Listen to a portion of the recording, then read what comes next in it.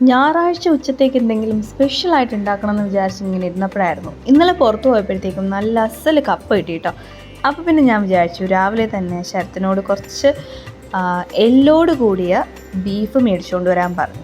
എന്നിട്ട് നിറയെ ചെറിയുള്ളിയൊക്കെ ചേർത്ത് നന്നായിട്ട് ഒരു മസാല അങ്ങോട്ട് വഴറ്റിയെടുത്ത് അതിലേക്ക് 1/4 ഭാഗം വേവിച്ച ബീഫ്, അതായത് ഇഞ്ചിയും വെളുത്തുള്ളിയൊക്കെ ഇട്ട് കുരുമുളകും ഉപ്പും ഇട്ട് 1/4 വേവ് വേവിച്ച ബീഫ് എടുത്ത് ഈ നന്നായിട്ട് വഴണ്ടിരിക്കുന്ന മസാലയിലോട്ടിട്ട് ഒന്നുകൂടെ ഒന്ന് വേവിച്ചൊക്കെ എടുത്തിട്ട് ഒരു പാതി വെന്ത കപ്പ, അതായത് കുറച്ച് വലിയ കഷ്ണങ്ങളായിട്ട് നുറുക്കിയിട്ട് പാതി വേവിച്ച കപ്പയും കൂടെ ഇതിൻ്റെ മണ്ടയിലേക്കിട്ട് നന്നായിട്ട് മിക്സ് ചെയ്ത് എടുത്തു കഴിഞ്ഞാൽ നമ്മുടെ അടിപൊളി കപ്പ ബിരിയാണി റെഡിയാവും. അല്ലെങ്കിൽ ഏഷ്യാടെന്ന് പറയുന്നവരുണ്ട്, എല്ലും കപ്പയും എന്ന് പറയുന്നവരുണ്ട്. ഇതെല്ലാം ഒന്ന് തന്നെയാണ്.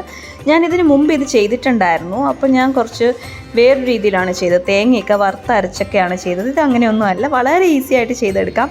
ഇതെപ്പോഴും നമ്മുടെ ഈ അന്നൂസ് ഫുട്പാത്തിലെ അനുചേച്ചിയില്ലേ, പുള്ളിക്കാരി എപ്പോഴും ഈ എല്ലാ ഞായറാഴ്ചയും ഇത് കഴിക്കുന്നതിൻ്റെ വീഡിയോ കാണിക്കുമ്പോഴത്തേക്ക് എനിക്കിങ്ങനെ കൊതി വരും കേട്ടോ. അങ്ങനെയാണ് ഇന്ന് എന്തായാലും ഉണ്ടാക്കിയത്. കൂടെ കട്ടൻ കാപ്പിയും കൂടെ ആയപ്പോൾ സംഭവം കുശാൽ.